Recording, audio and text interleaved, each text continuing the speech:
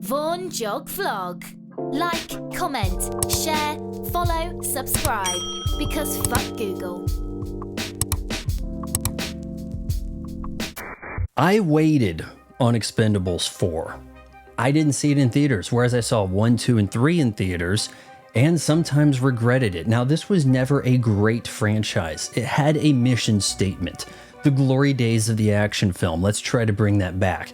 With some impressive stunts in the first film, it got mitigated as it went along, but the cast expanded, and at some points it was still fun. But primarily, these films looked like they belonged in a theater. They looked like they could actually get a wide release. But not Expendables 4. This is a heap of trash, and it's incredibly disappointing that this film has a $100 million budget. It has a plot that doesn't really need to be shared, because nothing about this looks above the grade of Sharknado. I have seen trailers for Red Letter Media's Space Cop looking as good, if not better, than Expendables 4. I watched the new Roadhouse just the other day. Now, if you put this film and that Roadhouse next to each other, and you said, hey, one of these was in theaters, 100 out of 100 people would have assumed the new Roadhouse was worthy of going to theaters. Now, this film, look, the director has done stuff that I liked better than other people. Need for Speed. One of the better video game adaptations. Really.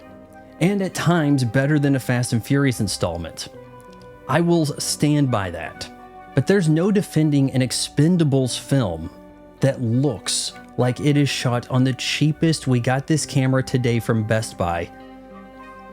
Every scene, I'm not convinced there were actual stunts in this movie. There are times where it looks like some people are driving something, but you will always get some kind of close shot against a green screen and not even try to make it look real. There is way too much bad CGI. CGI that looks like Shark Attack 2. The film starts so hard R with the language. There is a diminishing return on F-bombs in your films. You have to use them sparingly. Otherwise, things start to get ridiculous. It seems to be played for laughs more than it should.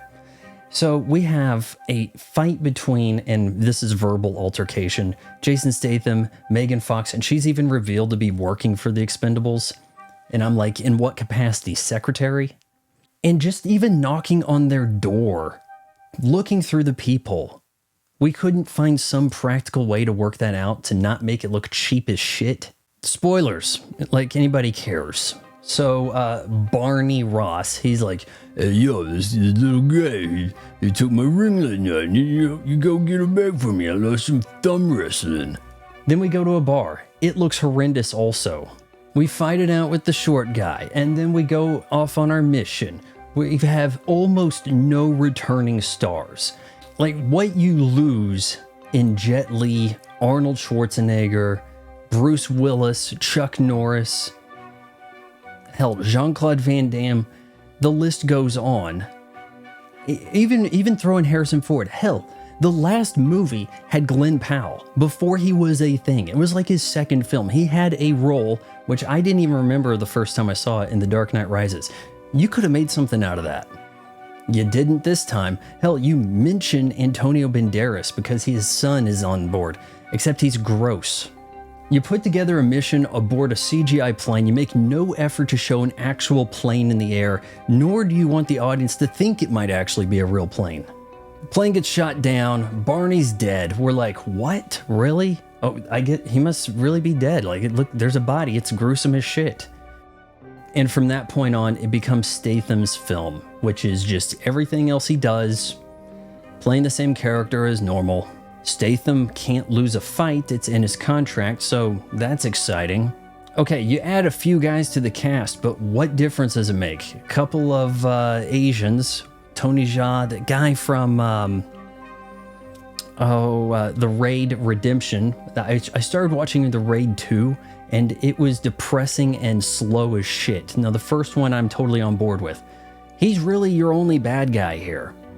Because, and look, that's always been the issue with these Expendables films. The bad guy never has his team of badasses. He has maybe one other guy you've seen before as a stunt double, and that's about it. At least last time around, we had Stone Cold. We had a few faces we kind of recognized, a few others to go against the Expendables. But no, still the case that we know the Expendables are going to prevail. Hell, they can't die. Once again, the death count here for all Expendables across all films is limited to a forgettable Hemsworth brother. Nothing that happens on the deck of this boat looks like it's on a deck of a boat. There is a laughable point where they're trying to leave at the end and they have to like zip line down to this boat below. And I just can't imagine even Lionsgate looking at that and going, yeah, let's put this in theaters. And there is an explanation behind this. $100 million budget. All right, that's 50 for Stallone and 50 for Statham. The rest of you, screw it. Yeah, okay, maybe some of them got $1 million apiece, but you don't think this new girl Lash, who is on, I don't even know if it's still on, the MacGyver reboot?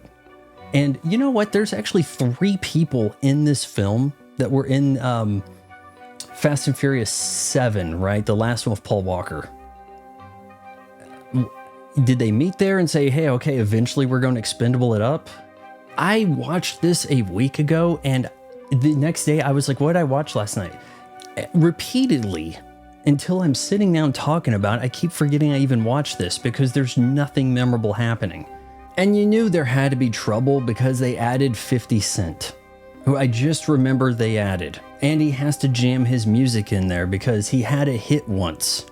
Expendables 4 has crossed over into satire or parody, except I don't think it was intentional.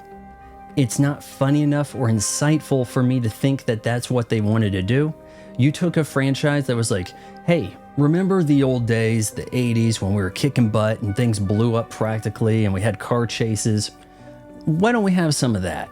Why can't we have some of that in a world that is quickly being consumed by franchises of the superhero variety? And now you've made a parody of sorts. You've gone completely off script. You've gone, but it's rated R, Vaughn. You can't be too mad. Well, what happens when you shoot a film PG-13 and add blood squibs like they did in Expendables 2? Well, what if you don't add the bad CGI blood squibs? Well, you get the PG-13 like Expendables 3. Which, between the two of those choices, you might actually be better off without the bad CGI added to your film. Now you just go and rated R it with one conversation at the beginning. And do you need to look at a plastic Megan Fox? Performances are bad across the board, though I do like some of the callbacks. There's mentioning of Toll Road's ear. Well, glad you asked me for that. You see, I wrestled in college, so this one thing that happened, cauliflower ear. Hey, that came up in the first film. I can kind of see that working out. In that one regard, and maybe a few other ways I can't remember, you were on tone. It's just, how do you maintain any kind of serious attitude when your whole film looks like trash? Expendables 4 might be the worst movie I'm going to watch all year long, even though I realize it came out last year. I don't know why this couldn't have hit a streaming service faster. I give Expendables 4 1 out of 4 stars. If you appreciate a YouTube channel that doesn't just pad out content to get to the 8-minute mark so that it can hammer you with ad breaks, then you should subscribe to my son's channel. You just got done watching it.